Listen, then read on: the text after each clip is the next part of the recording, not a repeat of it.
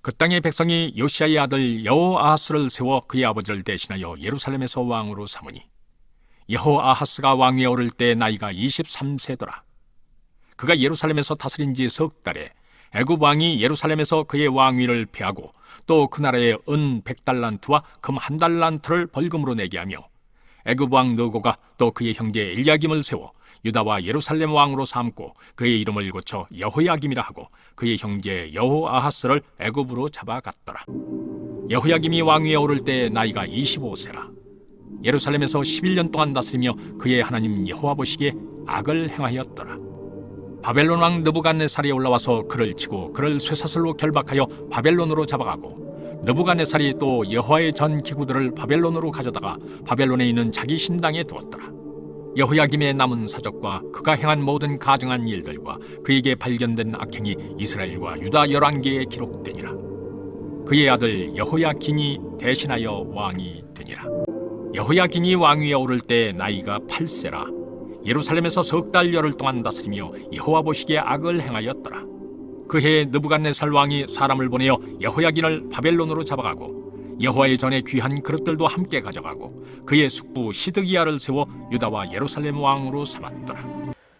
요시야 왕이 죽고 여호아하스가 왕이 됩니다.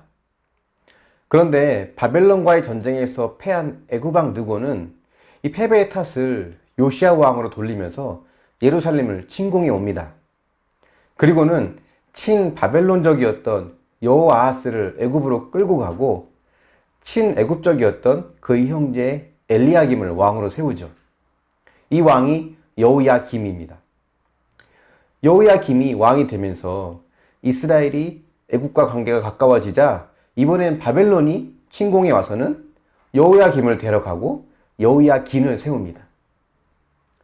이 모든 일련의 과정을 보면 겉보기에는 고대 근동 일대의 패권 싸움에 약소국인 이스라엘이 고통을 당하는 것처럼 보입니다. 마치 조선 말기에 일본, 미국, 러시아, 청나라 등의 주변 강대국에 의해서 고통을 당하는 것과 비슷한 상황이죠. 하지만 이는 그동안 계속되어 왔던 이스라엘의 우상숭배와 불순종, 또 요시야 왕 이후의 왕들의 불순종에 의한 하나님의 징계입니다. 이미 하나님의 징계는 시작되었지만 또 하나님은 한 번에 망하게 하시지는 않으시는 것 같아요. 그것은 계속해서 회개의 기회를 주시는 것입니다. 회개의 기회를 주실 때 그 기회를 붙잡는 것이 중요하죠. 근데 이스라엘은 그 기회를 번번이 놓칩니다. 여러 왕들이 세워지고 또 다른 왕으로 바뀌고 이 고통의 시간들을 회개의 기회로 삼을 수 있어야 했었는데 그렇지 못했죠. 하나님의 징계는 지난 죄에 대한 심판의 의미도 있지만 동시에 우리 안에 있는 우상을 제거하는 의미도 있습니다. 바벨론은 여호야김을 끌고 가면서 성전에 있던 기구를 탈취해 가요. 뿐만 아니라 여호야긴 왕을 잡아갈 때에도 여호와 전에 있던 귀한 그릇과 성전 기물을 가져갑니다.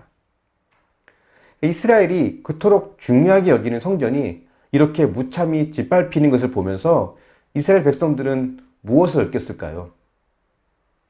다른 것은 몰라도 성전에서 제사를 드리는 행위는 영원히 끝나지 않을 것이라고 믿었을 것입니다. 그런데 그 믿음이 다 무너져 버린 거죠. 하나님의 말씀을 떠나는 삶을 살면서 성전에서 아무리 화려하고 감동적인 예배를 드린다 할지라도 그것은 하나님 보시기에 역겨운 것이라는 것을 알아야 합니다. 하나님은 바벨론을 통해 그 역겨운 것을 쓸어버리시는 거예요. 성전은 하나님을 더 잘 섬기라고 주어진 것인데 오히려 그 자체가 우상이 되어서 하나님보다 더 중요한 존재가 되어버린 것을 하나님은 쓸어버리신 겁니다. 우리에게도 이런 종교적인 오류가 얼마든지 있을 수 있습니다. 하나님을 사랑하고 그분의 말씀대로 사는 것이 신앙의 핵심이고 본질인데 종교적 행위로 그것을 대신하려고 하는 마음이 바로 그거예요.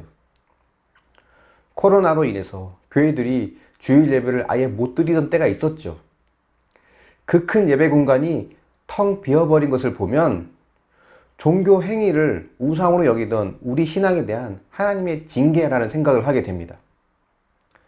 그토록 예언자들을 통해 외쳤건만 끝내 듣지 않아서 멸망으로 치닫는 이스라엘을 보면서 우리의 신앙을 한번 돌아볼 수 있길 바랍니다. 물론 포로로 잡혀갔던 여호야긴 왕이 다시 옥에 풀려나서 왕의 신분을 되찾는 것이나 때가 되어 다시 예루살렘으로 이스라엘 백성들이 귀환하게 되는 것, 이 모든 걸 보면 하나님의 은혜와 사랑은 여전히 끝나지 않았다는 것을 보게 됩니다.